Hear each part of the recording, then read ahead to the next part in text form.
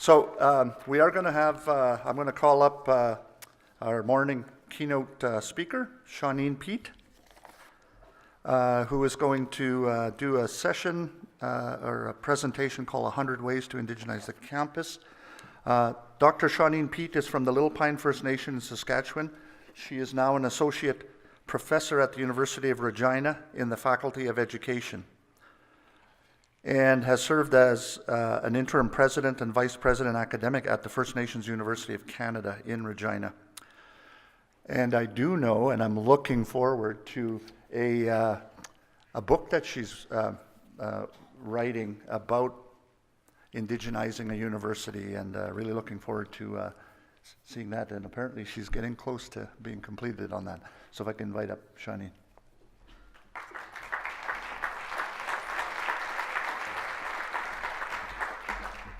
Good morning. Thank you so much. I was so looking forward to coming here for these events. I want to thank the elders for starting the day off in such a good way. And given some of what you said this morning, I actually want to begin with a story. Not only am I a professor, but I'm also a storyteller.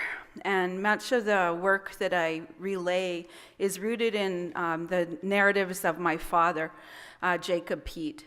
My dad is a former RCMP officer, and he's retired, sort of, not really. He's 75, and he's doing community consultations on safety, and he's looking into historic trauma and how do we heal at the local level. So he's always busy. I'm never going to retire. I just know it. So a story that my dad shared with me, I hope will help to contextualize some of the things that I'll be presenting throughout the presentation. And it starts like this.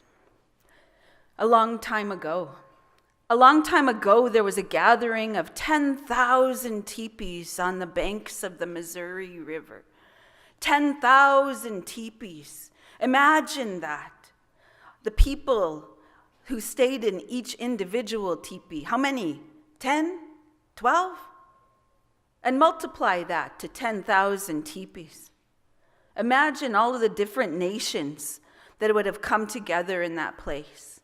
People from the west and from the south and from this area and from the east, all coming together. And on the first day, they sent forward their spiritual people.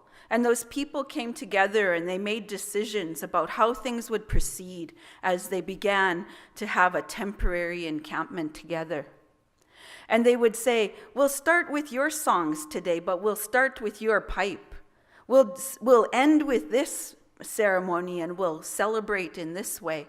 And so they made those decisions, and then the word was spread throughout the encampment about the way things were going to be. In those centers, other leaders would come together and they would determine the places where people would set up their camps, where they would fish and gather water, and where meetings and commerce would happen amongst each other. Because during this time of gathering, these people came together not just to visit with one another and to see old friends, but to share their resources with one another. And so your people might have brought your pipestone, and your people might have brought your dried fish, and your people might have brought, the things and the resources from your area. And we'd come together and we would speak with one another and we would negotiate.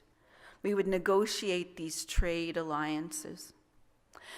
They would also have conversations about land and about how land would be utilized.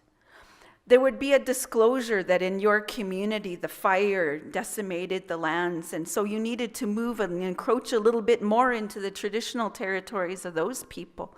And through this negotiation, those decisions were made about how to share the land. At the end of the gathering, there were great ceremonies, and there were giveaways, and there were marriages and alliances that were formalized. And everyone understood the terms of those treaties. And they would go back to their home communities, having grown richer for the experience of sharing and negotiating. Treaty making was never new to our people. It wasn't something that just came along with settlement. It was something we had practiced for a long, long time in places like the banks of the Missouri River. And we were good at it. And because of those alliances, we were multilingual. We were very culturally flexible. We could adapt to one another's ways. We would encourage the hearing of other voices. And that's the way it was. I begin with that story because it really sets the tone for much of what we'll be discussing today. And I've been doing this work now for 3 years, but I started the work a long time ago. I was doing my PhD at University of Arizona, and I wanted to understand what the heck's wrong with universities? Why are they structured like that? How come they're so dysfunctional? What's going on? Like, why? Why do they still have women and gender studies relegated over there and they're the most vulnerable programs? Why is it that multiracial programs are so underfunded and undersupported and devalued? Like, I couldn't figure any of that out. And so I thought I'd better go figure it out at the universities. So I studied higher education administration at the University of Arizona. And I learned pretty quickly, I don't think they know what they're doing. Right? It's almost accidental that they've got this far. It really is. They stumbled upon something and they just kept replicating it, and it wasn't all that good. Anyway, so I went in with the idea of questioning, how do we decolonize the university? And I focused my PhD work on the experiences of Indigenous women and how they decolonized their teaching and their service and their research. And so it was pretty good. There weren't a whole lot of us back then. I interviewed 5 in Canada and 1 in the US, and there weren't a whole lot of us. And so it was kind of interesting to then live through that research as I became a professor. And I worked as the advisor to the president at the U of S for about 6 months, and they had gathered data similar to what you've done, similar to the process you've utilized. They had community consultations, they had survey data, they did lit reviews, they had all this stuff, but they didn't know what to do with it. So they said, Shauneen, would you mind kind of, reviewing all of this stuff for us? And I said, sure, I will. And I came up with a conceptual framework on Aboriginal programs based on that data set. But during my comprehensive exams, my professors had asked me the question, now that you've done your research and now that you've studied all this stuff, what are you going to do as a professor to decolonize your own work? And so I got up and I used the whiteboard, right? And I started drawing stuff, and I talked about Indigenous knowledge ways in the center of it, and worldviews and languages and those kinds of things, and how that impacted on my decision making around curriculum and pedagogy and assessment strategies and relationships and on and on. And then they flipped the question. So what are you going to do as an administrator to decolonize the university? So I took that, marker again, and I put Indigenous knowledges in the center of it, and I said, well, you have to decolonize everything at the university.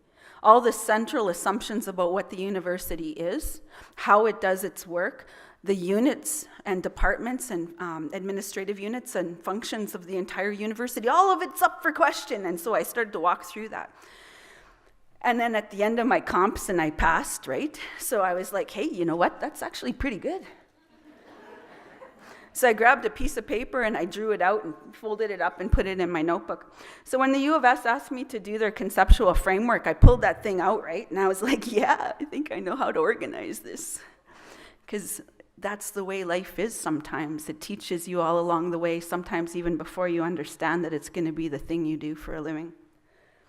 So I've been asked lots and lots of questions about what does indigenization mean to you? And it's about everything. It's starting from Indigenous knowledges and the desire of our people to seek self-determination and sovereignty through language and cultural revitalization. It's everything. And so at the University of Regina, we define indigenization in this way. It's kind of long, just a second.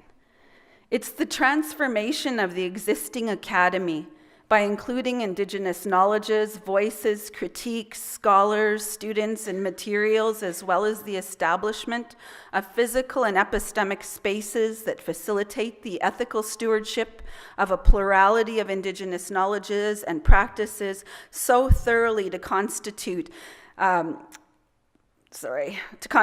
essential element of the university. And it's not limited to Indigenous people, but encompasses all students and faculty for the benefit of our academic integrity and our social viability. It's everything. And so it's a really lofty goal that we have at the university, and it's kind of scary when you're trying to impact that change or affect that change. So like many of you, when I meet with new students who come onto campus every fall, I always ask them the same question: what brought you to the university? And invariably, the students have the very same types of answers again and again and again.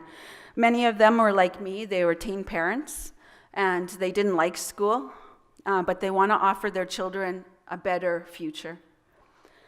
They also say to me that they're here because they want to contribute to their communities in ways that'll be impactful.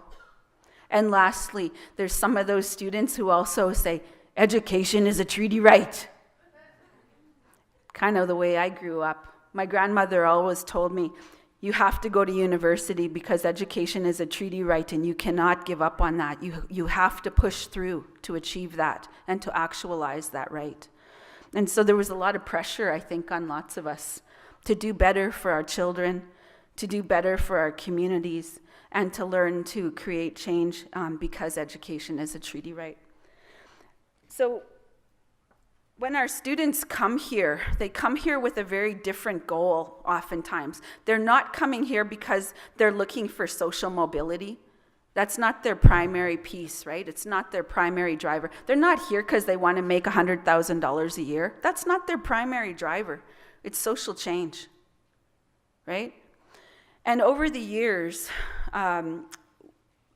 the way that we come into the university with our goals in mind rubs up against the dominant worldviews of the university. And I'll give you an example of that. This is my dad. This is Jacob Pete. And when he finished residential school at 17 and a half, the priest from LeBret Student Residence took him to the RCMP depot in Regina and dropped him off. And my dad became the first RCMP officer in Canada to be Aboriginal. So my dad was in the RCMP for a number of years until his 3 young kids were growing up. And he decided that doing that kind of undercover work, because you're racially ambiguous, when you're Native. People don't know what you are. So, he could play the role of the Greek, he could play the role of the German guy. He was playing everybody because nobody knew what an Indian was in the 60s and early 70s. So my dad was racially ambiguous, and he used that to his best of his ability. But after a time, working in the drug unit and working in special investigations was really too dangerous for him as a father. So he decided to go to university. And at the time, when he went to university, he went with what he was familiar with. And what he had heard about from the priests at residential school was philosophy, right? And so he decided to major in philosophy. I asked him lots, why would you do that? And he goes, because that's what I thought you did at university. So he started his philosophy classes. And what he found was that it was really European. And the professors were all white males. And the readings that they had were mostly from white male scholars. And so he was having this lens of whiteness and white dominance that was really being imposed on him. And they made certain assumptions about that curriculum, that perspectives, that what they were teaching was the right thing. And he'd say, well, wait a second. Indigenous people in the Americas have been around for a really long time, and we have our own ways of knowing. And the professors would do this. Right? Because they were unfamiliar with those ways of knowing, so it was easy for them to deny them. So my dad spent a lot of time as a student being a cultural broker, filling in the blanks in the curriculum, and he felt like that burden of responsibility was totally on his shoulders. And then I came along, And I had the privilege of having two parents, both who were university students. So I actually literally grew up on the campus where I work. And I used to play on the main floor pit area of the building where I work in today because my mom had classes upstairs. So I actually I'm a nerd from way back. There's no getting around it. I grew up on campuses. Our vacations always included trips to the university libraries and to the bookstore. So that was just the way I grew up. So I feel like I had no choice in the matter but to become a professor. But when I went to university, I started off in the Indian Teacher Ed program at the U of S. And in that program, what I realized is our program was marginalized within the larger faculty. So in the U of S Faculty of Education, there was the regular program, and then there was ITEP. And how the regular students viewed ITEP was in a really marginal way. So they looked down on our programs. They said it was Mickey Mouse. They said that it was not the same standards. And they really were minimizing the work that we were doing. And yet at the same time, what they didn't realize is we were being taught the same curriculum as them by the same professors as them. And the only thing brown about our program was us. Right? There was very little Indigenous content in the curriculum I got in ITEP, and in hindsight, I would have done things a lot differently. And so as I became a master's student and a PhD student, one of the things that came through for me is, again, like in my dad's experience, the curriculum that was offered and the professors who were teaching our courses were predominantly white males. And the examples that they gave were rooted in that white male identity. And so they used examples from sport. You know, when we're in statistics classes, we're talking about football scores.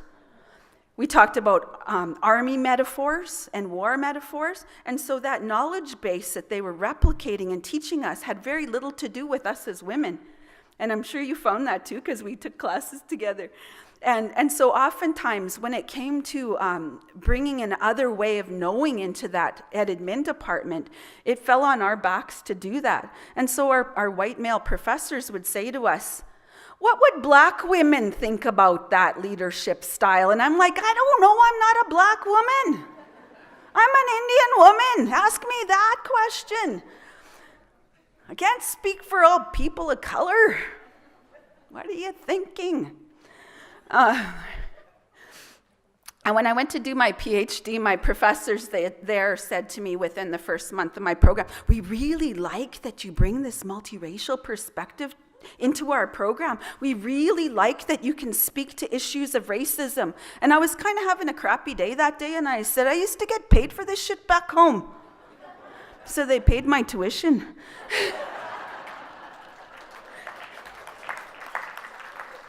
So you can make it work for you sometimes, but you have to have the cultural capital to insist on it. And I want to share the story of my daughter. This is my youngest daughter, Tara. She's now 22 and then in the Navy.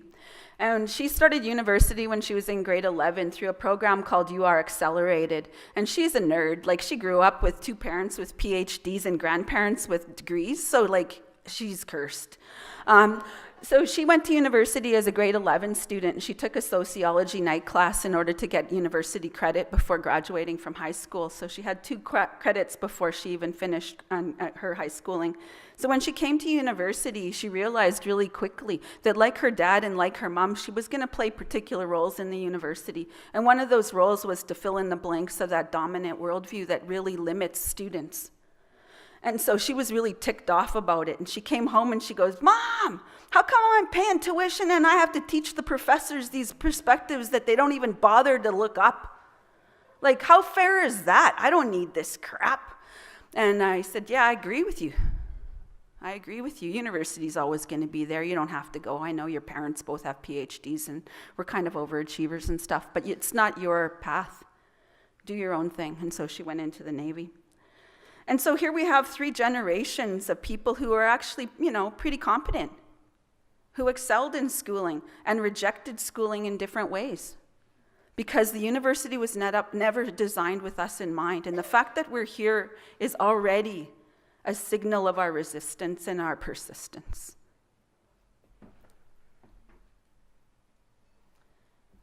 Rana Kawakanen says, my personal experiences first seemed to be isolated incidences, but when I considered them more carefully, I began to understand that they pointed the way to broader questions about decolonization and the levels of decolonization that are necessary in the university. Because we cannot continue to bear the burden of responsibility for creating university reform.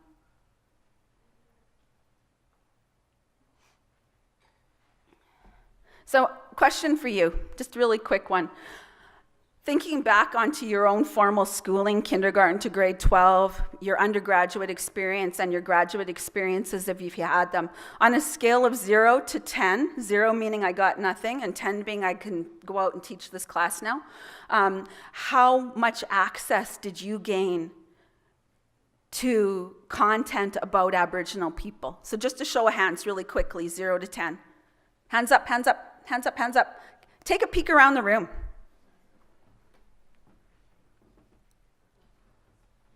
It's kind of pathetic. And so as an observer of university structures and as somebody who studies why they are so limiting, one of the conclusions I came to about 10 years ago was that we have all been systematically denied the opportunity to learn about Aboriginal people. It's been very purposeful. And it's been replicated, and it has done irreparable harm to all of us.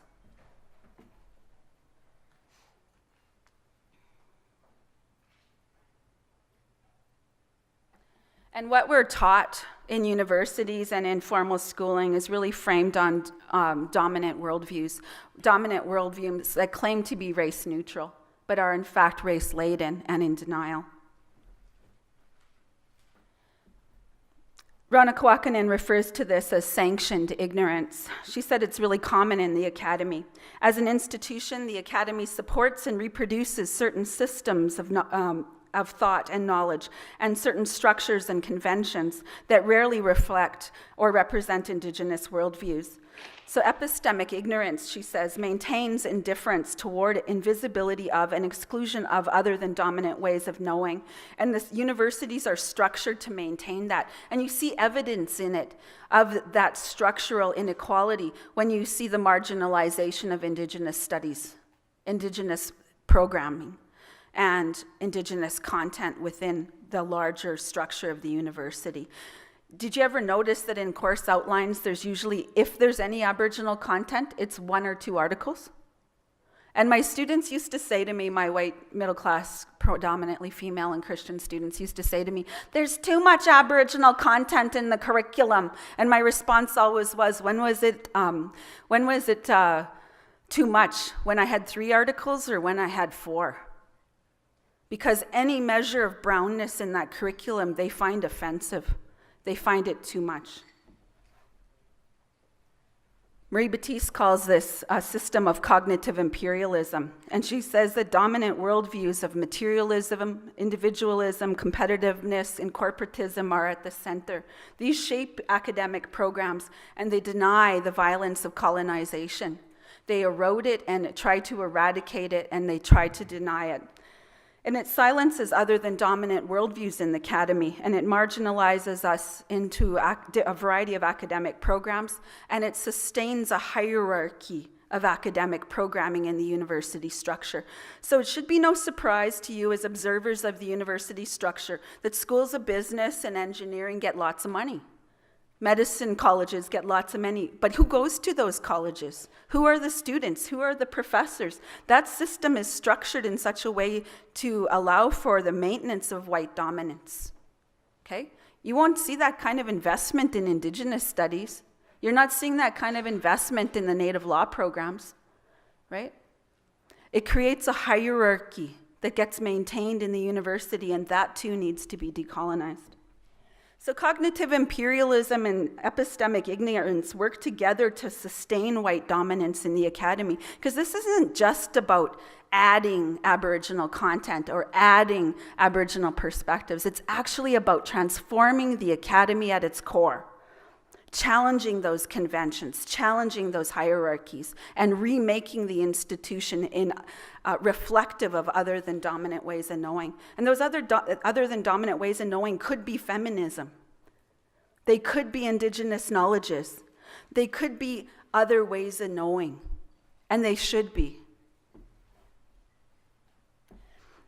The impact that this structure has on students is really predictable. So for Indigenous learners, we become cultural brokers. We get asked all the questions, right? And when we're in classrooms and we speak up about the curriculum limitations, our classmates resent us for it. And in some cases, they become quite violent towards us. They harass us. They follow us. They name call us. They ignore us. They make us invisible in classrooms. And darn it, they actually will say, "Why don't you just shut up?" Right? And so this level of discomfort that our voices creates in classrooms is problematic for them, for white dominance. And that stuff needs to be unpacked, because this does not create a safe learning environment for Indigenous and other marginalized learners. To not speak up means we risk two things: conforming to dominant ideas through our silence and distancing from our community of origins because it's too painful for us to speak up in those settings. Or we leave, which affirms dominant ideas of deficit thinking towards Indigenous people and creates cultural discontinuity directed towards marginalized learners, but never to the limits of the structures of the academy. So things remain the same. For learners of the dominant group, and that's the group that I teach mostly, I've probably taught 99% white middle class, predominantly female and Christian students in the Faculty of Education. And these learners come into the academy and they're really successful, they're really, really bright, but they know very little about Aboriginal people. And they're stuck with this contradictory assumption about their work as educators. They think their job is to teach culture to brown children. And they don't know our culture. They know very little to nothing about our culture, but they assume that their whiteness allows them to be the knowledge producer, right? They're privileged in their ignorance to believe that they are in a priority position in relation to our children, and they have got that assumption completely wrong. So our students really struggle, our non-native students really struggle, because dominance is unnamed. It's invisible, and yet it's regularly reinforced for them in their both formal and informal learnings. And so because they don't see it, when we critical educators work to expose it to them, they get really uncomfortable, and they get anger, guilt, and shame really normally. They think, she hates white people. She's racist, right? There's too much Native content in the curriculum. She only talks about Indian people. She's very political. I don't want to take her class. Right?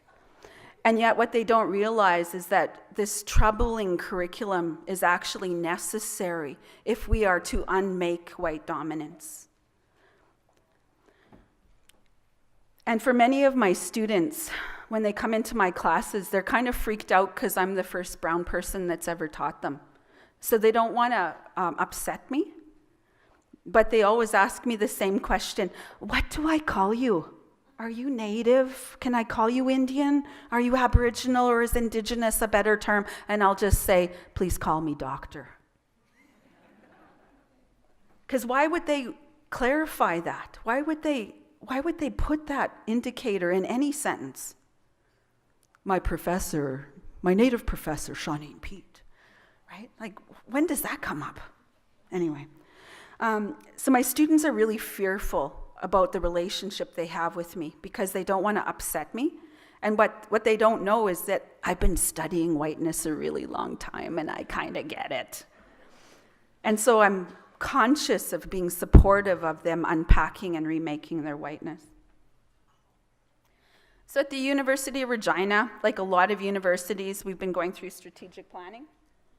And our strategic plan has 3 priorities that appear in it: the community engagement piece, the research impact, and student success. So for the remainder of this presentation, I'll focus on student success. Like every other university, we want to increase the graduation rates of Aboriginal learners. And we have been very explicit. We want to embed Indigenous practices and ideas and principles in our academic pursuits. And some indicators for success for us would be including increased indigenization in every faculty, increased academic program partnerships with First Nations University of Canada, it's one of our federated partners, and increased number of indigenized learning spaces. Okay, so I know for all the faculty, where's the faculty in the room? You're probably asking, so how do I indigenize my teaching? So I would begin with decolonization. I would say, critically examine your faculty norms. How are you recruiting and retaining Indigenous faculty? What are you putting in the advertisements? What are you putting in your statements of your criteria documents? What are you saying about your faculty in your mission vision statements? And how is that then practiced and re-articulated within your faculty norms? And then I would say that has implications then for what happens in terms of curriculum. And I want to give one example about the land.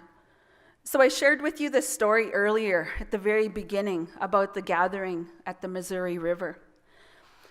And yet in Canada, we are telling particular kinds of dominant narratives about land in Canada.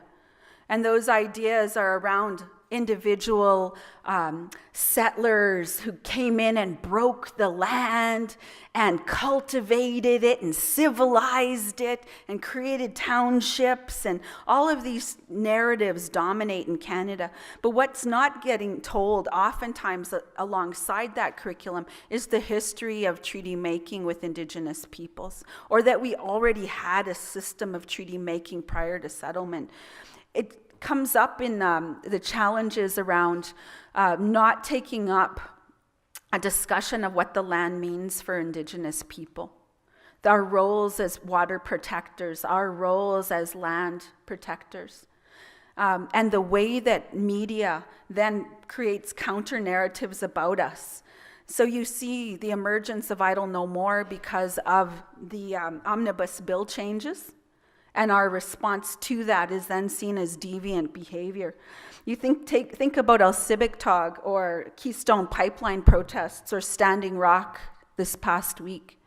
In each of those incidents, the whole discourses of Indigenous people's relationship to land and their roles as protectors is often excluded in that narrative. And what dominance is presenting us as is as deviance. And it justifies their increased militarization against us.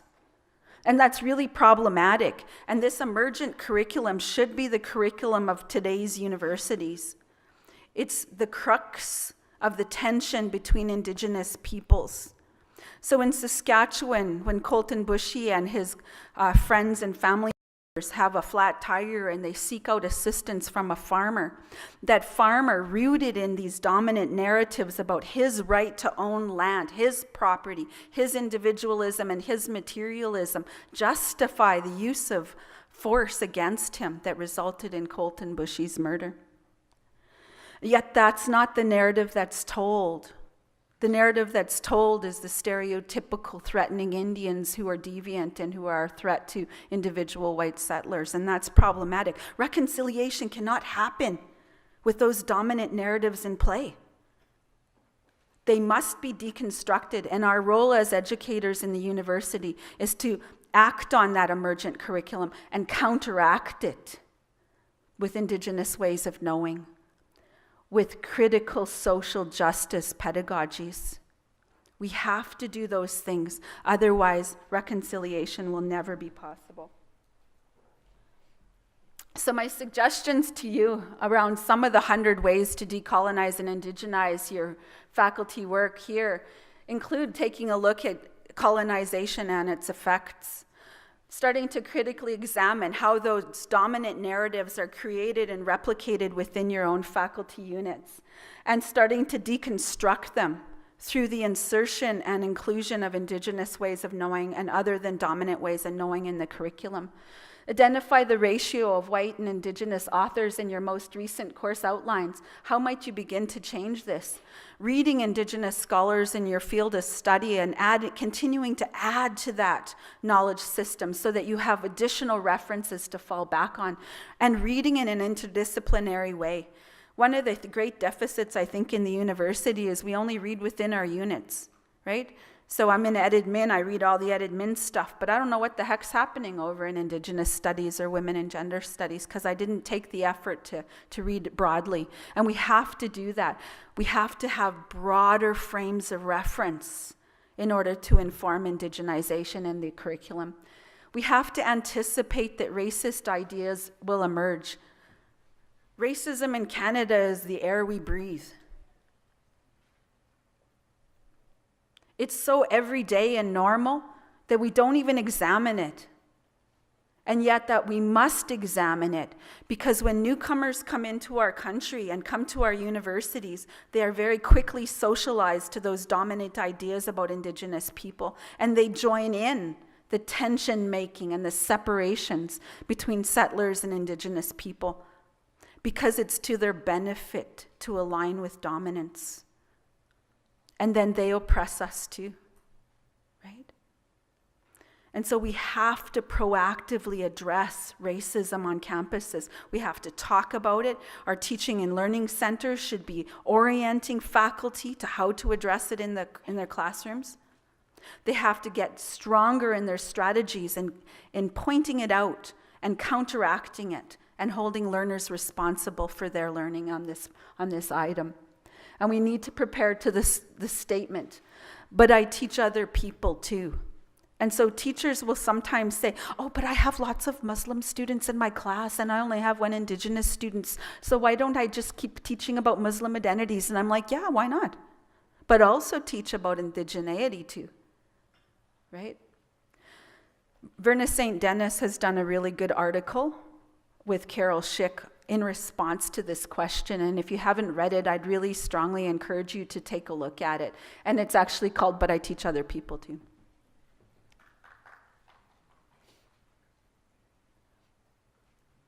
And then comes indigenizing your teaching. Some ways to begin. I advise new faculty that I work with that they need to work on asking, they have to ask to learn, how to learn to ask. And that's the utilization of community-based protocols. So what are the norms in this community? And I model it for them, right? Because for white folks, they want all the details. They want it in a short list. So I'll say things like this to them. I'll go and I'll identify a traditional knowledge keeper and I'll say to them, what are the cultural protocol norms that are normal for you and your community? Okay, and then I'd repeat them, so I understand them. You'd prefer that I give you offer of tobaccos before I make my request. Okay, thank you, I understand. And then I actually have to teach in direct ways my non-native colleagues that I don't sell tobacco, because they want to come and buy it from me. Can I buy some tobacco off you? Because I want to go see Elder so-and-so. And I'm like, I don't sell tobacco. You got to get that from 7-Eleven, man. What kind of tobacco should I buy? Whatever's cheap. Buy that. I'll show you how to make a tobacco tie. Okay. Anyway, and they want to know, because they're so uncomfortable about making a mistake. You're going to make mistakes. Get over it. You're going to screw up lots. I screw up lots.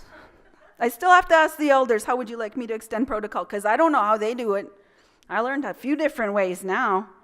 But learning to ask is an essential first step in doing this work. So you want to work with your Indigenous faculty and community-based knowledge keepers and elders and professionals to review course outlines and really critically examine what's being presented there, because I suspect if you do that, you'll find that dominance is written all over it. You want to begin to recenter Indigenous scholarship, and all faculty should participate in social justice audit of the department. They should be looking at how many women are represented in the scholars in the course outlines. They should be looking at bisexual, transgendered, gay scholars in the curriculum that they're presenting. They need to look at diverse voices of Indigenous peoples, including those that are urban, northern, biracial, Métis, Inuit, and on and on and on. Otherwise, we begin to really narrow down what is indigeneity. And beginning with some of the pieces that you started with, the Universities Canada Statement on Aboriginal Ed is a great place to orient your faculty unit. Start there, do the calls to action. We have an organization on campus in our faculty, and the students are called You Are Stars, and they're students working towards anti-racism and anti-oppression in education. Those students gathered together one night over coffee and donuts, and they read the calls to action. Because in the words of one of the 19-year-old women that was in my class, she said, the least we can do as white people is to read it. Right? The least we can do is read it. And she said, I'm embarrassed that that's all we've done so far. And so now she's trying to make it come alive. Being responsive to the emerging curriculum. There is emerging curriculum all around us all the time. We have a national inquiry into missing and murdered Indigenous women and girls that should be front and center in our curriculum, regardless of what you teach. We have this funding inequality that's systemic, that should be central to political studies and business. It should be central to a conversation about education and social justice and to child welfare systems. We should be unpacking that systemic inequality in all of those courses. Otherwise, we prepare young people to work in those fields and they don't understand the marginalization. And we want them to impact change in good ways. Two other things that I think are essential to indigenizing teaching, and one is land-based learning and getting out of classrooms and getting out of boardrooms and ballrooms and taking it out on the land and learning in context. One of my science students said to me one time, how come when I work with Indigenous young people, they tell me that rocks have spirit? And so I said, well, let's go for a walk. So we're walking along by the water on our campus, and I said to him, how come you just picked up that rock? And he goes, oh, I don't know, I didn't think about it. And I said, perhaps that rock's spirit called you. And he goes, oh yeah, okay, I got it. Right? Because we're called to them because they're called to us. And that's a different way of knowing. And in that moment of land-based learning, he got it. I don't know if it would have had the same impact if I just explained that in the hallway in the education building. And the last piece that I think is really important for kind of disrupting this location of indigenizing curriculum has to do with teaching courses in communities and getting off this campus-centric way of doing things.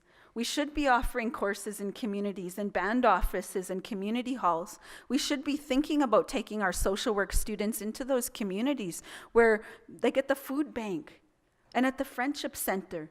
They should have hands-on learning there because those are going to be those clients that they work with. And we have to disrupt that role of them as the knower. They don't know nothing. They don't know nothing when it comes to living on the street. But those people who live on the street, they have such wisdom and such resiliency to share with us to shape our learners' experience.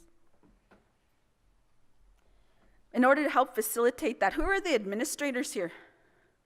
I got a couple words for you. I want you to continue to practice authentic engagement with Aboriginal people and to consider the governance structures and leadership structures that you replicate here in the university. You have an Indigenous person on your Senate. It's so important. It is so essential to have that. But one isn't enough. Do more. The elder circles that inform our leadership are important. But then there's another piece too. I need you to also consider the workload of Indigenous people, because people like Jackie and others who are working here, Sean, you work so hard.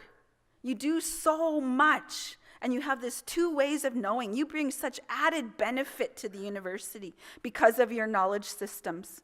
And it needs to be recognized and acknowledged. So you need to change your tenure and promotion structures. You need to change the recognition of the skill set of Indigenous employees at the university and recognize we bring added value because we bring a history of relationships and connections that you couldn't buy anywhere else, right? So you have to change those policies and procedures to accommodate the work that we do. You need to consider the physical spaces and what you call the places that are created here. You know, I appreciate this is the McEwen building, and he's got like a whole bunch of contributions he's done in Alberta and all of that stuff too. But you know, there's a lot of Indigenous people who contributed to this history in this city, on this campus. And where's the recognitions for them? for our knowledge keepers and our treaty signers, for our first PhDs. There has to be systems of recognition and ceremony and celebration to acknowledge their persistence in the academy that was never designed with them in mind. So we started this discussion today on 100 ways to decolonize and indigenize the campus. And I started off with this story of the land. And I took us on a journey to thinking differently about our administrative responsibilities, our academic responsibilities, and the structural reforms that are required to facilitate those levels of change. It's a lot of work. It's a lot of balls in the air. And I give a lot of credit to the team here that are working to affect this change, because it's a lot of work and it can kind of burn you out. But my advice to you is return to ceremony. It'll save you every time. Do things in that grounded way, and you will be able to sustain your leadership efforts over the long term. All right? And I want to thank you again as the elder here and working alongside these folks, those elders who've worked here before. You helped prepare us all for this readiness today. And we're so thankful for your vision and for your story. Thank you.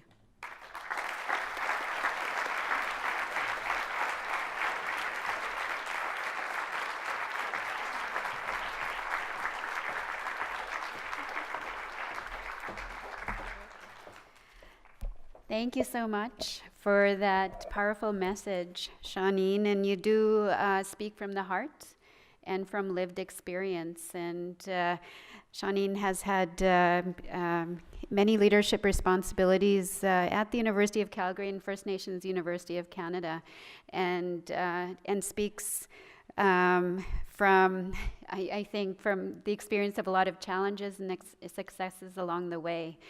And it is, I think, part of the decolonization process, indigenization process, is to actually have these difficult conversations. And we can't change what we don't acknowledge. And thank you for bringing us to that place today. Gitche Magwech.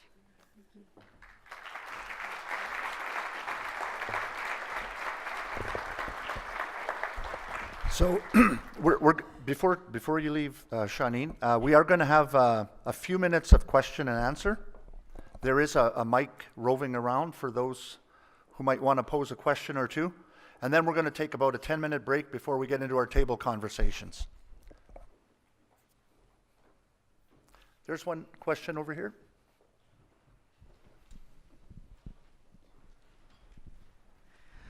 Doctor, my name's Michelle Robinson. My mother's Yellowknife Dene.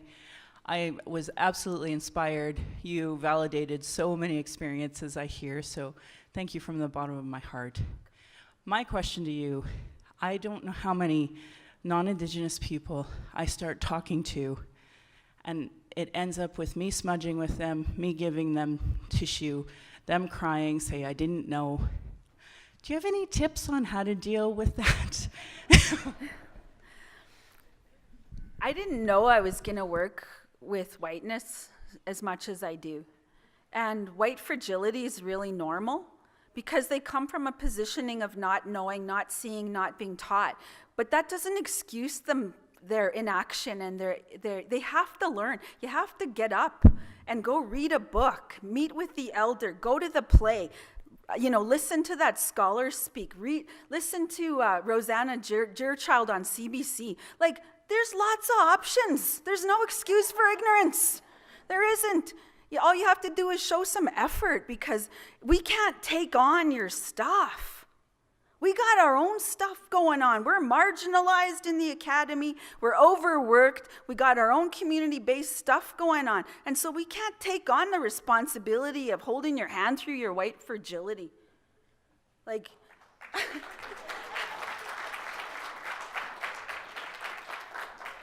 And reconciliation isn't our work. We did our part. We continue to insist on being treated with this level of respect. And if whiteness can't get off their butt to learn what they don't know, and those who align with white dominance don't do their work, I can't help you. And I'm not going to waste my time anymore. I've been doing this work for 20 years, and I'm kind of frankly tired. I'm tired. I want to go back to the work that is near and dear to my heart, and that's the empowerment and transformation of Indigenous communities. That's the work we need to do now. And what we need from our non-Native colleagues is for you to do your work.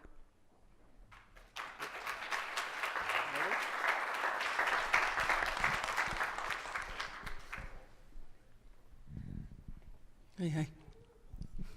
Nigan nanaskamak mamatawas the notes mamayakiskake. And I also thank the peoples of Treaty 7 for welcoming us into their territories. I'm Sherry from Treaty 6 territory. I work at University New Charlotte and Thayot's and Nistame Maganak Blue Quills. And so first I want to thank you for the wise words that you have shared, the humor that you've delivered it with, and the invitation that you've offered. I actually, rather than a question, present another invitation. There are probably people in this room who have not heard of our university, but we've been here for 46 years. There are probably people in this room who don't know that there are 6 Indigenous post-secondary institutions in Alberta who have been here for more than 40 years. And so I relate this to your comment about working with the First Nations University of Canada that's been in Saskatchewan for 40 years and plus. And that there is an opportunity to not just work with these institutions, but to invest in them and to respect their leadership. When we talk about indigenizing the academy, why not work with the Indigenous academies? Mm-hmm. Yes.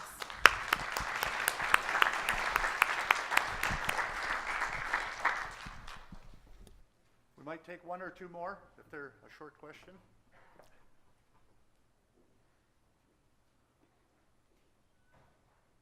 There's one right there. Mm-hmm.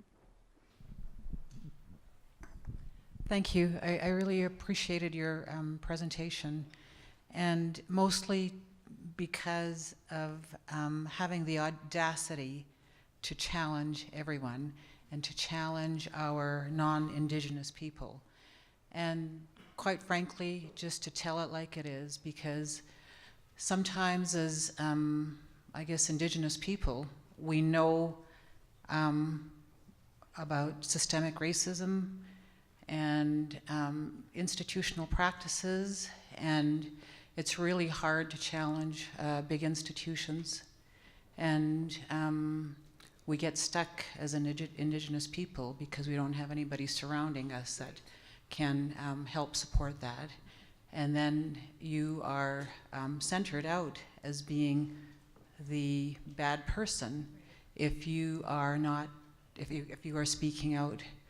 So I think safety is a big thing when you're trying to speak out and trying to do those changes, and you need that kind of support. So thank you for being very authentic in telling it like it is. I appreciate that from you, and I appreciate your humor to that too as well. Thank you. You're welcome.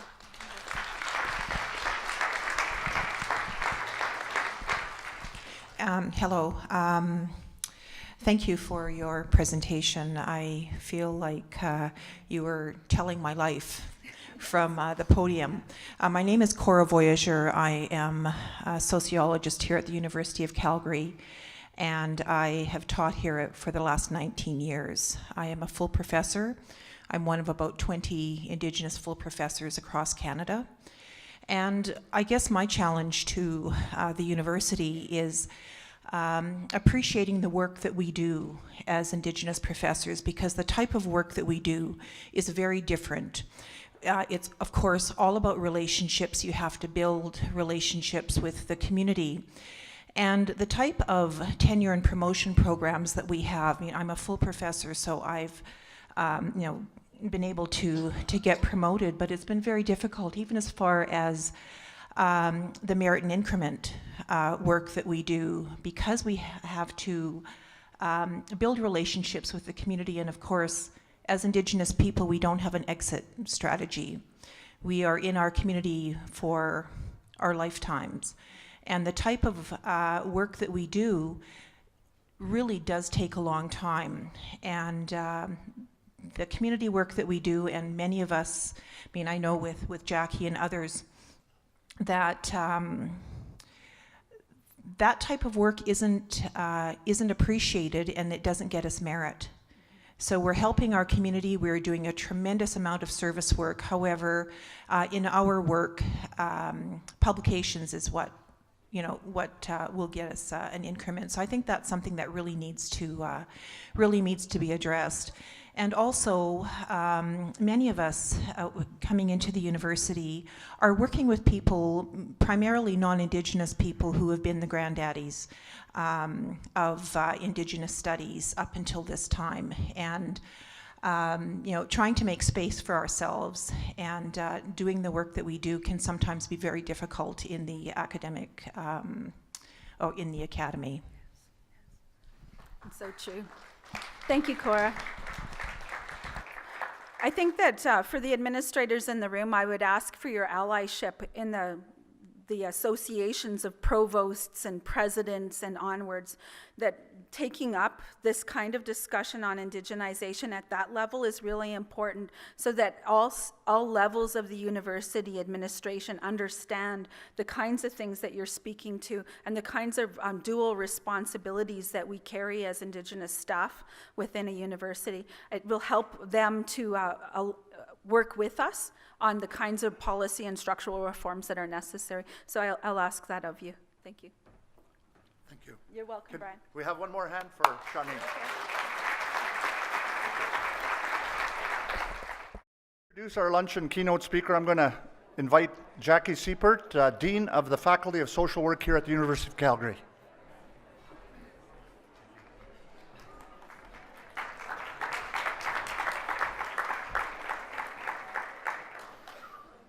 Good afternoon. I'm not sure how I got the privilege to do this, but I'm very honored to introduce our keynote speaker for the afternoon. Dr. Willie Littlechild is a member of the Ermineskin Cree Nation. He obtained his bachelor's and master's degrees in physical education from the University of Alberta, and then went on to become the first Treaty First Nations person to complete a law degree at the University of Alberta. That's worth clapping for.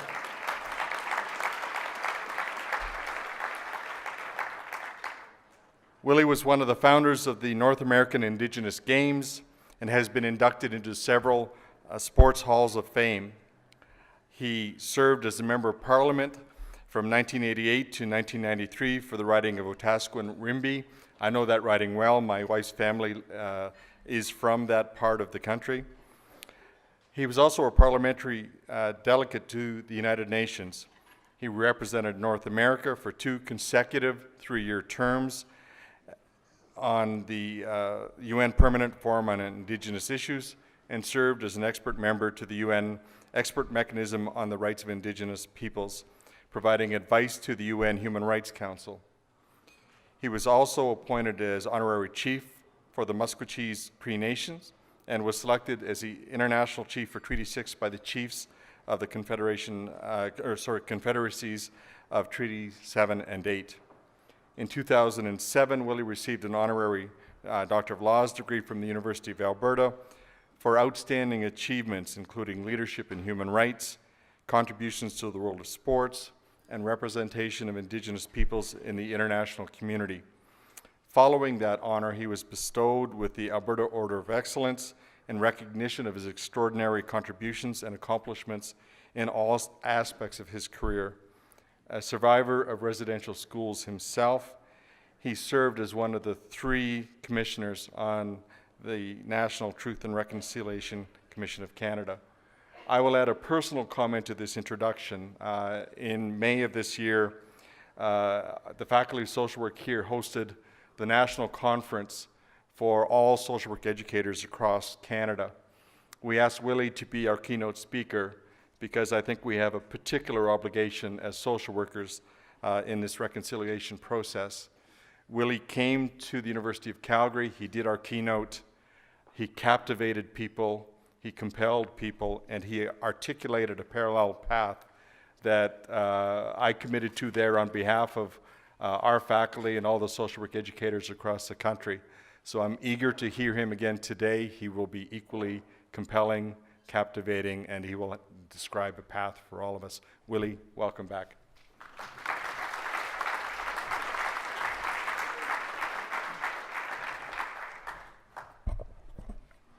Well, good afternoon. Nigan gakiog tatamskad now. Mia sena semidam staki goyote emamopi ginketon. I just bring you greetings in my language to thank you for this great honor. I have to apologize. I was a bit late getting lost here on campus. If it was near the ice arena or the football stadium, I would have been just fine. But so I have a few minutes to share a 6.5 journey with you, 6.5 year journey, with you about what happens when you take a child away from their parents when they're 4, 5, 6 years old, and you put them into an institution for 10, 11, 12, and even more years. What happens to the parents from whom you've taken the children? We heard parents, now adults at the time, trying to protect their children, saying they couldn't. And some actually who tried to protect their children went to jail during this era. So sometimes it's categorized as not only the saddest or darkest, but most unknown chapter in Canadian history. The Truth and Reconciliation Commission was ordered by courts to find out what happened. It's unique in several ways. One, of course, it's that it's the only Truth Commission that's been established by a court order. And it's the only Truth Commission that focuses on children. And it's also probably the only Truth Commission that was funded not by government, but for survivors themselves. So the courts ordered us to go and find the truth of what happened. So I want to share with you very quickly a little bit of the background, but more importantly, I want to share with you, because it's such a more wider study and conclusions and findings. We made 94 calls to action to different segments of society. But of those 94 calls to action, what were the key teachings? What were the key findings of the commission? And I think I want to share those with you because I feel strongly that on your discussion today, you could reflect on these, what we've called the principles of reconciliation. I just came from a meeting actually in Winnipeg, and I want to share with you what they're doing because it's really the first of something I've seen across this country with what universities, colleges, private schools, public schools are doing together on a 5-year plan going forward. So we're here a bit to talk about the finding the path, but let me share with you, some of you who are not familiar, really quickly, the story. We were launched by the Governor General of the day, Her Excellency Michaëlle Jean, as the second set of commissioners, because if you remember, the first 3 commissioners had all resigned. And we were asked, some of us were asked actually to consider serving on the commission. And I didn't want to serve on this commission. I thought, standard excuse would work, but it didn't. I'm too busy, I'm already doing a lot of work. And then someone said, oh, it's part-time. Part-time, okay, well then just put my name in the ring, I said. Then I didn't hear from anybody for a long time until one night I was in Geneva at the United Nations and my phone rang. And a young woman said, Mr. Littlechild? I said, yes. Am I bothering you? I said, well, yeah, it's 2 o'clock in the morning and I was sleeping. She said, the minister is going to announce the new commissioners and you're one of them. Do you want to say anything? Would you like to say something? Because he's going to the press, the national media. Well, I said, not right now. I was sleeping. But, oh, by the way, she said, it's full time. Click. What could I say? I was in. But it's been such a blessing to be one of the commissioners on this journey. So before we started our work, we asked survivors, how should we conduct this somewhat difficult task? And they said to us, don't allow anyone to come in front of you without a blanket of safety around that individual, because they were being asked to share a life story that they've been trying to hide. Many of them told us for 50 years or 60 years. And now you're asking them to tell you what happened to you when you were a child. So they said, make sure there's a cultural supporter around. Make sure there's a medical support. And very importantly, make sure there's spiritual support around that individual. Then you can talk to them. So it was really important that we engage the survivors at the outset. So the court ordered us to do these gatherings across the country, in public and in private. So we had some 77 communities volunteer to host a public hearing. We had at least 7 national events, but from these events, of course, the main purpose, as the court said, was to try and educate Canada about this history. So we had these national events, 7 of them. But also it was important, actually yesterday, there was a new Environics poll that just came out after the conclusion of the commission, and I'll share with you some of the findings there. But more importantly, from the 240 hearing dates we had, approximately 7,000 people came to us. 7,000 people. And I have to say to you, I knew the abuse was there at the schools. What I didn't know was the depth of the abuse. What adults would do to children, either through sexual abuse, physical, mental, cultural, or spiritual abuse, was horrific. So to try and make it culturally relevant, we thought, since there's 7 national events, we would take one of our sacred teachings as a theme for each one. So we started in Manitoba with respect, teaching of respect. Hi, brother, I didn't see you there. Apologize.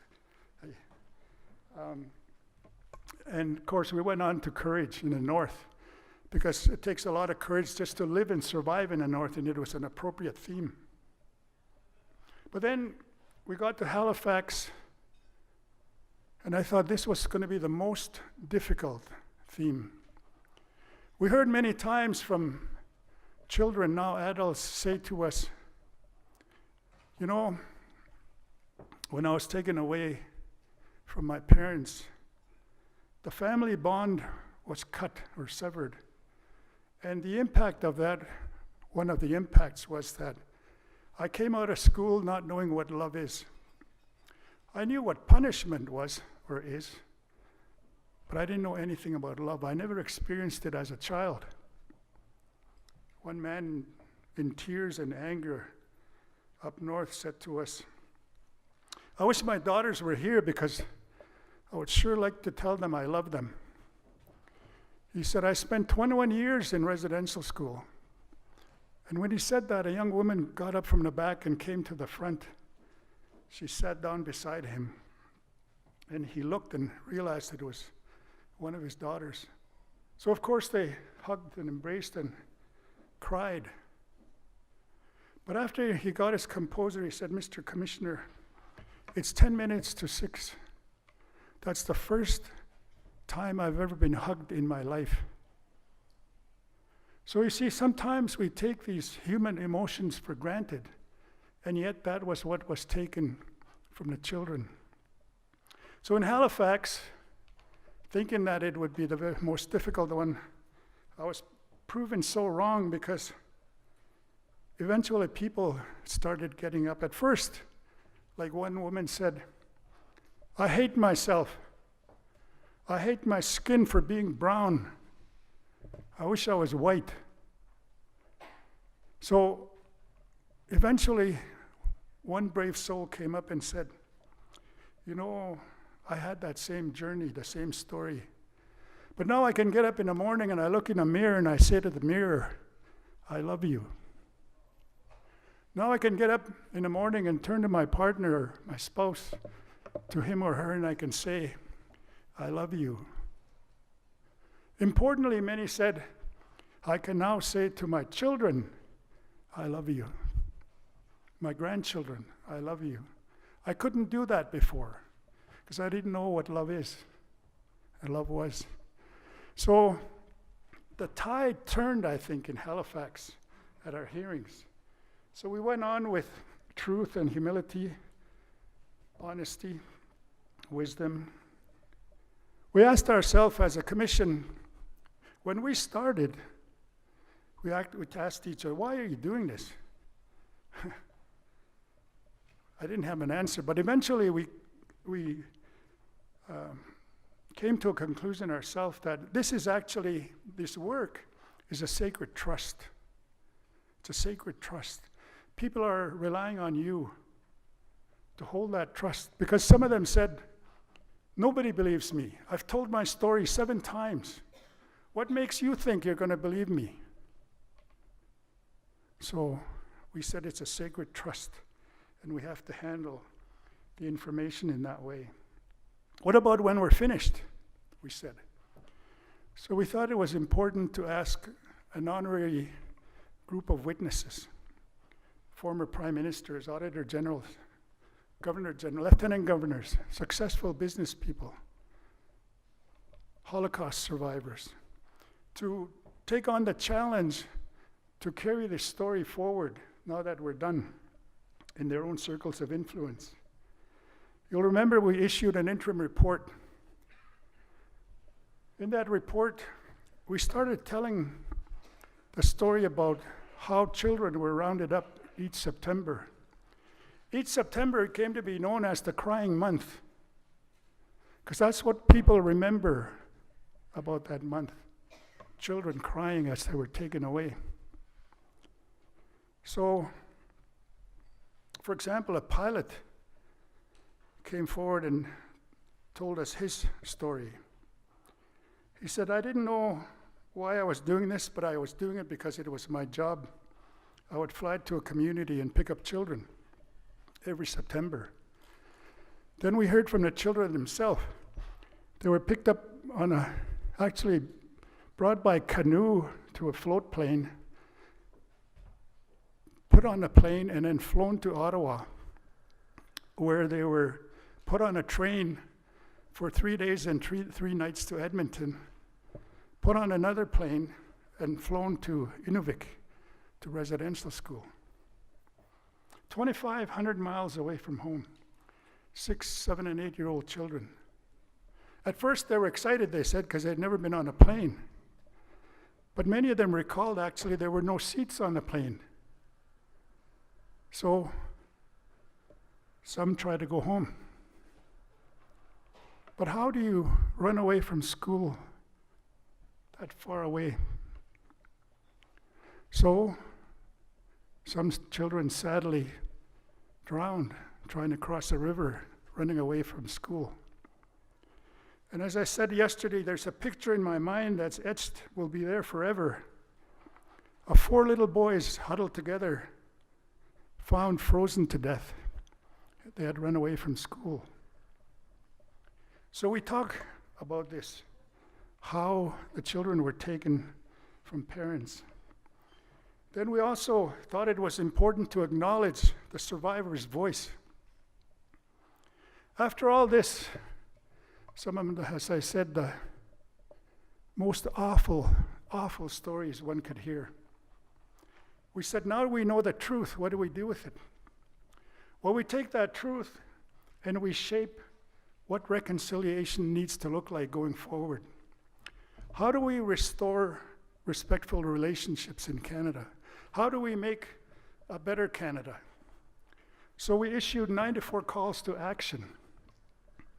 The court told us to tell a complete history of what happened, so we've done 2 volumes of the history of residential schools, and also importantly, the impact of those schools. One thing that the courts didn't tell us to do, but we did it anyway because we started hearing about it right away. What about those children who didn't come home? Families didn't know where they were buried, how they died, when they died. So in our cultural way, our cultural teachings, they couldn't do the ceremonies. They couldn't do the 4-night wake. They couldn't do the traveling songs, the 16 songs that are sung. They couldn't do the feast. But now they can, because we found at least 4,300 children who died in school. This work is continuing, and I recently was told now it's about 6,000 have been identified, how they died and where they're buried. So it's important for us to reflect on that part where, although the courts, as I say, didn't tell us, we thought it was important to do it. So we took our work and we put it in themes of calls. And of course, the first one, I've said before that it was education that got us into this mess. You see, it was education mischaracterized and misused. The purpose of the system, you heard the Prime Minister in his apology say, was to kill the Indian in the child. So how do you do that? How do you kill the Indian in the child? Well, when you punish them when they speak their language or they try to express or exercise a manifestation of culture, you hit them. We had 4-year-old girls with pins stuck on their tongue because they spoke their language. But that's the only language they knew. We heard of children who came to school with braids. First thing that was done is they were cut. If they had traditional clothing, they were taken. They took their names and gave us numbers instead. So for 11 years in one school, my name was number 65. 65, come here, you stupid. Pick up that pencil, dummy. 65, why did you do that? So you see, when you do that, remove the identity of a child, and you harm their self-esteem or self-pride. It takes a while. See, like the parents who said, I couldn't protect my child. You see, we were used to having noise in the home, in the house. For 10 months, children would be running around, or the whole year, for example, making noise, laughing or crying or fighting, as children will. And then for 10 months out of the year, it's total silence in the home. No children's voice. That's why we went to alcohol or drugs, they said. Because the pain of losing your child and you can't do anything about it, that's why we did what we did and do what we do. Like one guy said to me, Willie, how come you guys are such no good, drunken, lazy bums? I said, well, I'm glad you got to the point, sir. Walk in our moccasins for a while. So, spirituality was prohibited. By that I mean, as you all know, I think that the Sundance was outlawed. Potlatch was not allowed. So our ceremonies connected to spirituality were also attacked. So in our first report, we said that the purpose of the policy we know, but actually it was a direct assault on our languages, on our cultures, on our family, our communities. So what happens when you do that to people? You forbid them from expressing their spiritual relationship to the land, for example. One old man said, yes, we were taken from our parents, but we were also taken from the land when that happened. So, health. I'm going to speed up and tell you a quick story because I want to respect your time.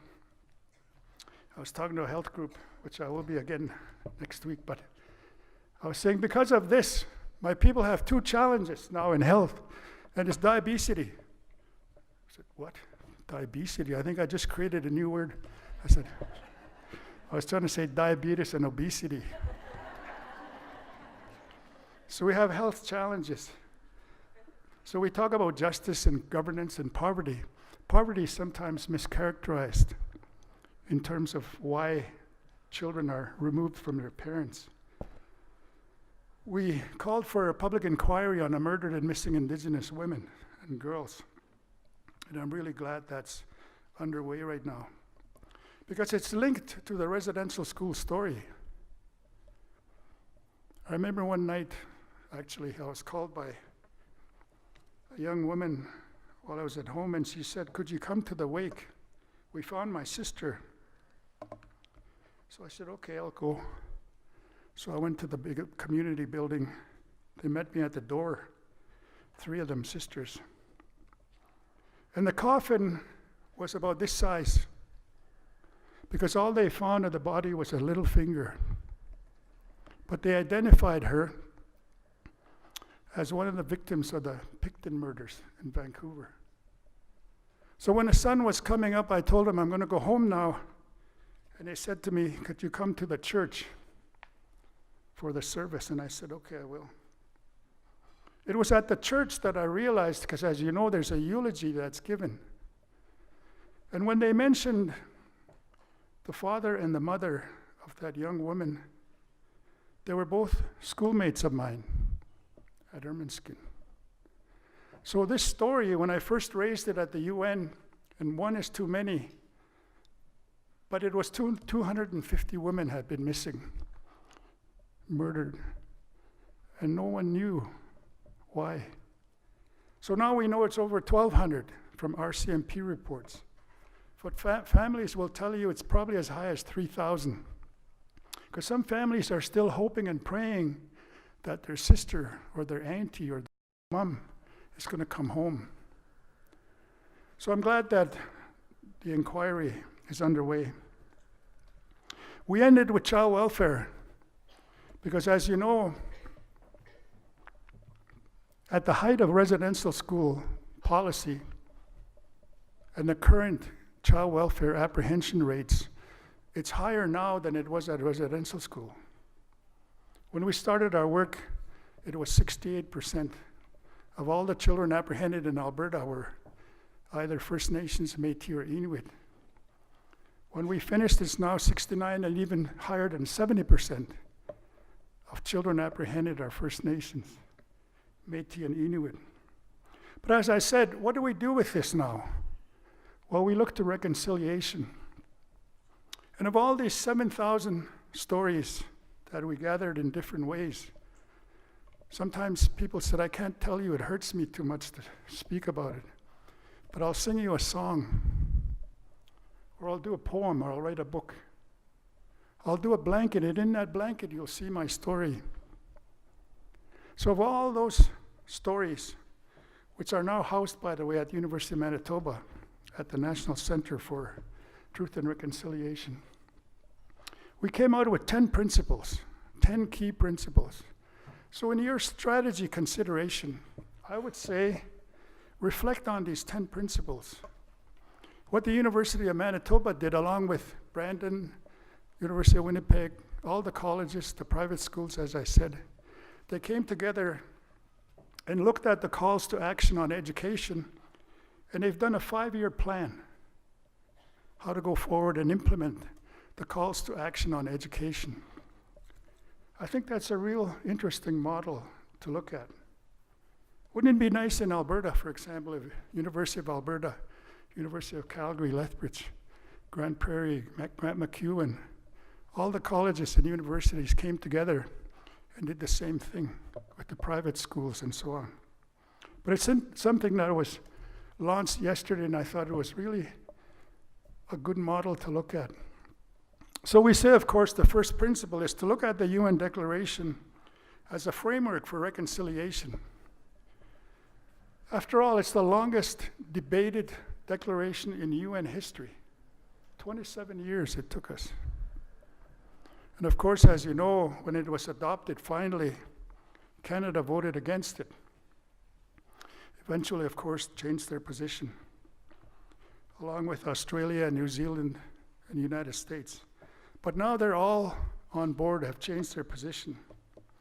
So we look at the declaration as a framework. What I think actually is one way to do it, to go forward, is to take the declaration take our calls to action from the Commission on Education and take the treaties 6, 7, and 8 and what they say about education and put them together. Because there I think you already have a good starting point. So let's look at the Declaration. First Nations and Métis Inuit have constitutional rights. And treaty rights, we say, that must be honored and respected. That's all the elders ever wanted.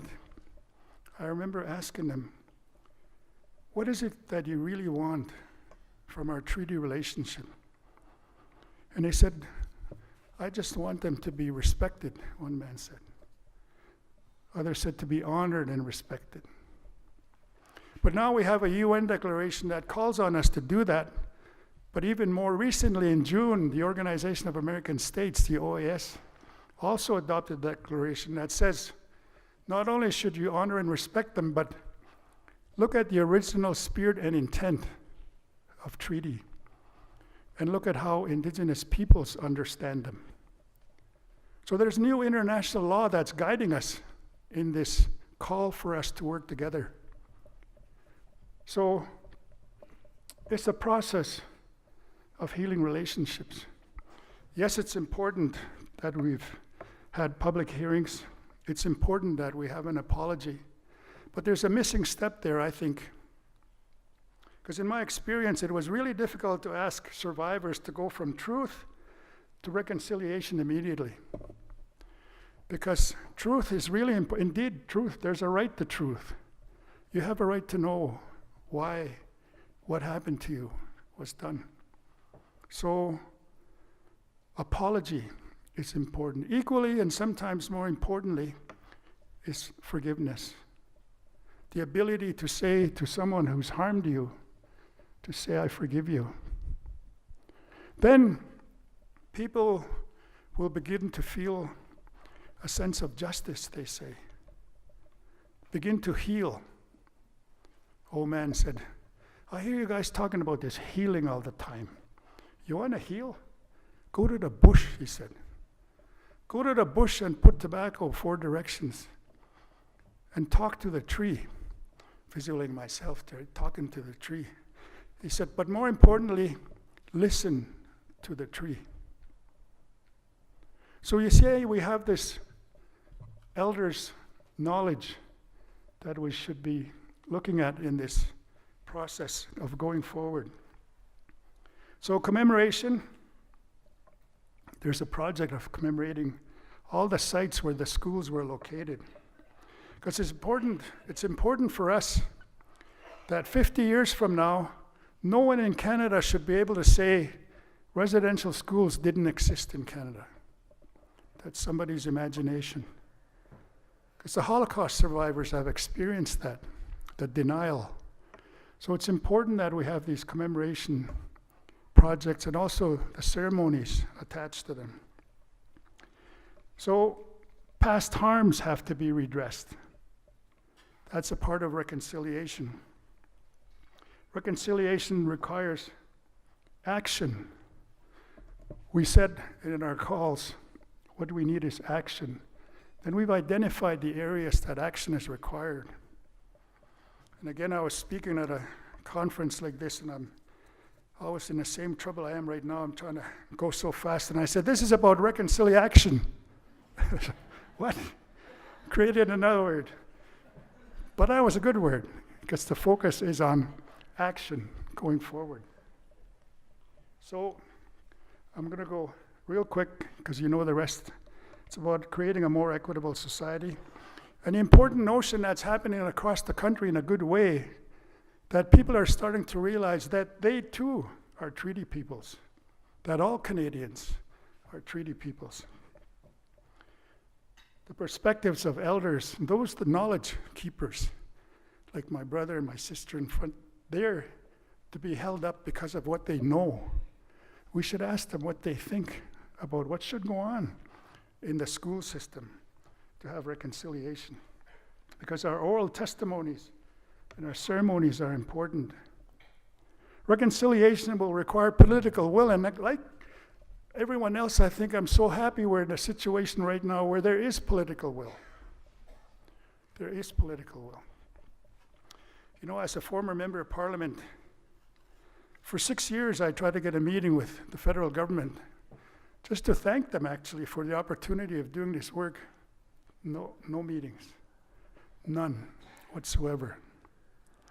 But now we have a prime minister that's going out saying that the relationship most important to him and to Canada is the one with Indigenous peoples, to establish a renewed nation-to-nation relationship based on recognition of rights, he says.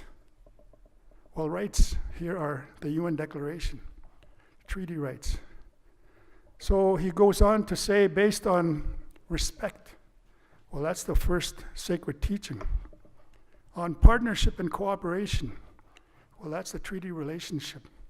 Then he went further and asked the Minister of Indigenous Affairs, Dr. Bennett, to go out and continue this work in her mandate letter, beginning with implementation of the UN Declaration.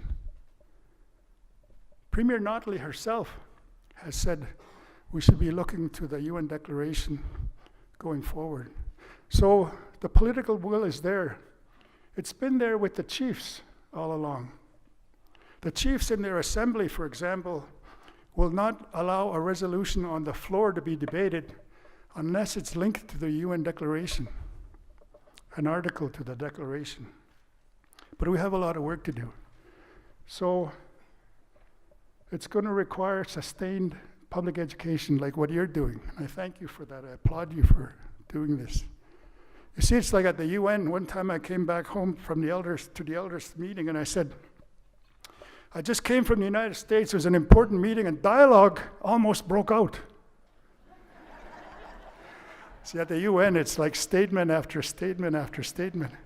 Little opportunity for any dialogue. But this one is going to be important among ourselves and especially with the youth, engaging the youth in that dialogue. They need to know about the history and the legacy and the impacts of residential school. They need to know about treaties, the UN Declaration, the Crown relationship with First Nations. And I'm so proud of Alberta taking a bold step last year and saying from now on, in all the schools in Alberta, from kindergarten to grade 12 and post-secondary, that it must be included in the curricula. So the curriculum change is going on right now to include the residential school history. Here's my school. I should say our school. I don't know if Chief Greg was there, but you see that black patch in the corner there? That was our potato field. We had a lot of potato fights there every year. But the building itself, you'll see the top row is where the nuns used to live. And the floor below that, and I said last week, and I shouldn't say this, but don't ask me how I know it, but that's the girls' dorm, I said. The floor below that is the classrooms, and then, of course, the basement was the dining hall. Beside it is the boys' dorm, it's the same thing. But in the back, you'll see there's a horse barn, there's a cow barn, there's a hog barn, there's a chicken coop. So actually, the children took care of themselves in these schools. Some have called it a national crime that children had to be put through this, taking care of themselves as children in these schools. But to have a different scenario, it's the same school, and I apologize, you can't really see it. Do I have a pointer here? Anyway, there's a fence in front of the school. People say, I'll get over it, that happened a long time ago. But it's a barbed wire fence. So what? Well, it's an electric fence. That electric fence is what kept me and my classmates in that school. So when I say get over it, it's not quite that easy to just get over it. But I applaud you. I thank you for doing what you're doing, because this is the start. Yes, we finished our commission, but the conclusion of the commission is really just the beginning. To find the path to reconciliation that works for us here in Calgary, University of Calgary, or through the province. You know, Alberta had the highest number of residential schools. So one might think the most impact in Canada would have been in Alberta. So we need to take that challenge on, design this road, this path, of reconciliation together. It's going to take all of us working together to have true reconciliation. Thank you very much.